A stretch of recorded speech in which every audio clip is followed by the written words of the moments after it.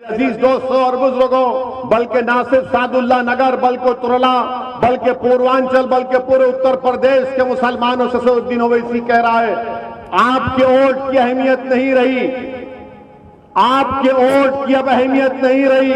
अगर आपको अपने वोट की अहमियत को दिखाना है, अगर आपको अपनी सियासी ताकत दिखाना है, अगर आपको अपनी किसी भी किस्म से अपने वजूद का एहसास दिलाना है, तो आपको इस बार मजलिस इत्तेहादुल मुस्लिमीन के हक में अपने वोट का इस्तेमाल करना पड़ेगा। अगर आप अपने वोट का इस्तेमाल मजलिस के हक में करेंगे तो आपकी वोट की वैल्यू बढ़ेगी, आपके वोट का वजन बढ़ेगा, आपकी अहमियत बढ़ेगी, आपकी मसाइल का हल होगा। वरना ये लोग समझते ही हैं कि उत्तरोला हो, सादुल्ला नगर हो, पूर्वांचल हो, उत्तर प्रदेश हो, उत्तर प्रदेश का मुसलमान कहां जाएगा हमको छोड़कर। मेरे अजीज दोस्तों और बुजुर्गों, मैं आपसे कह रहा हूं कि हम आपके दरमियान में हैं। आपने बरसों गैरों का साथ दिया। मैं आपसे अपील करने आया हूं कि आज मजलिस आपकी जमात है, आप इसको थाम लीजिए, इसको मजबूत करिए अपनी दुआओं से और अपने वोटों से, ताकि ये नाइंसाफी के दौर का खात्मा हो सके। मैं आपको एक मिसाल देकर जाऊंगा। यहां के आपके एक साबिका एमएलए साहब आरिफ अनवर हाशमी साहब कहां हैं आजकल? कहां है वो? क्या तुमने कभी समाजवादी के नेताओं के अखिलेश यादव की जबान से इनके बारे में सुना? तुमने क्या तुमने सुना कि अखिलेश यादव ने कहा कि आरिफ अनवर हाशमी को जेल में डाल दिया गया? क्यों नहीं बोलते? क्यों नहीं बोलते समाजवादी पार्टी के अखिलेश यादव? यकीनन आरिफ अनवर हाशमी हमारी दूसरी पार्टी के, मगर जब इंसाफ की बात होगी तो आरिफ हाशमी की बात करना जरूरी है। जेल में वो है और अखिलेश यादव की जबान पर नाम नहीं आता, और आकर हम पर उंगली उठाते हैं कि ओवैसी आया है वोट काटने के लिए। मैं बताना चाह रहा हूं अखिलेश यादव को, बहुजन समाज पार्टी की बहन जी को, कांग्रेस के अगर कोई नेता है तो उनको, बीजेपी को, संघ परिवार को, असदुद्दीन ओवैसी को अल्लाह सुब्हानहू तआला अपने रसूल सल्लल्लाहु अलैहि वसल्लम के सदक़े तुफैल में जब तक इस दुनिया में जिंदा रखेगा, असदुद्दीन ओवैसी उत्तर प्रदेश उत्तरोला आता रहेगा, लड़ता रहेगा और नाइंसाफी के खिलाफ अपनी आवाज को उठाता रहेगा। मैं सिर्फ इस असेंबली के चुनाव के लिए नहीं आया हूं, मैं आता रहूंगा इंशाअल्लाह ताला।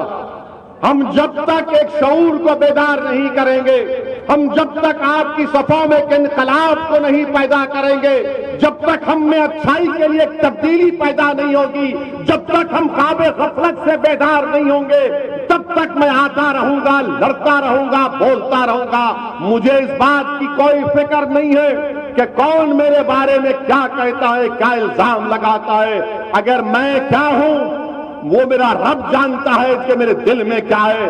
इस दुनिया में कामयाबी का जामिन कोई नहीं है सिवाय अल्लाह के मेरे। आखिरत में भी मेरी कामयाबी का जामिन रसूलुल्लाह सल्लल्लाहु अलैहि वसल्लम की शिफात रहेगी। ये दुनिया की कोई ताकतें मेरा कुछ नहीं बिगाड़ सकेगी। मेरे अजीज दोस्तों और बुजुर्गों, अपनी हिम्मत और हौसले को बुलंद रखो, ख्वाब देखना शुरू करो। ख्वाब देखना कोई गुनाह नहीं है। अगर उत्तर प्रदेश के 19% मुसलमान ख्वाब देखते हैं कि मेरा भी कोई नेता हो जैसा यादव समाज का नेता अखिलेश है, क्या वो ख्वाब देखना गुनाह है?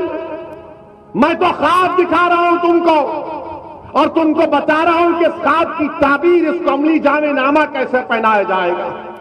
मैं ख्वाब की बात कर रहा हूं, मैं आसमान से तारे तोड़कर लाने की बात नहीं कर रहा हूं। मैं समंदर की तह में जाकर उसकी खाक को उठाकर लाकर बात नहीं कर रहा हूं। मैं कह रहा हूं कि उत्तर प्रदेश में हर समाज का एक नेता है, हर समाज की एक आवाज है। अगर किसी समाज का कोई नेता नहीं है, अगर किसी समाज की कोई आवाज नहीं है, अगर कोई समाज को दबाया जा रहा है, कुचला जा रहा है, तो उसका नाम उत्तर प्रदेश का मुसलमान है। ताली नहीं मारने के लिए कह रहा हूं बात, आपको एक फिक्र देना चाहता हूं। कि आप जब यहां से उठकर जाएंगे तो एक पैगाम लेकर जाएंगे। 2 बार का विधायक आरिफ अनवर हाशमी साहब जेल में है और अखिलेश यादव की जबान से उनका नाम नहीं निकलता। मेरे अजीज दोस्तों और बुजुर्गों, दूसरी मिसाल देता हूं, तुम मेरी बात समझ जाओगे। लखीमपुर खीरी में क्या हुआ जानते हैं ना आप? जानते हैं ना? लखीमपुर खीरी में हमारे किसान भाइयों को गाड़ी से उनको रोन दिया गया, गाड़ी से उनको रोन दिया गया और गाड़ी में बैठने वाले का नाम क्या था? आशीष मिश्रा था। आशीष मिश्रा के बाप कौन है? अरे बोलो बाबा, डरने की क्या बात है? अजय मिश्रा। अजय मिश्रा कौन है? मोदी के मंत्री हैं, है ना? है ना? अब सुनो यहां पर मजे की बात, बल्कि नाइंसाफी की बात हो रही है, मैं आपको बता रहा हूं। बेटा अपनी गाड़ी से 5 किसानों को, 4 किसानों को मार देता है। एक उसमें हमारे सहाफी भी हैं, कश्यप साहब, उनकी भी मौत हो जाती है।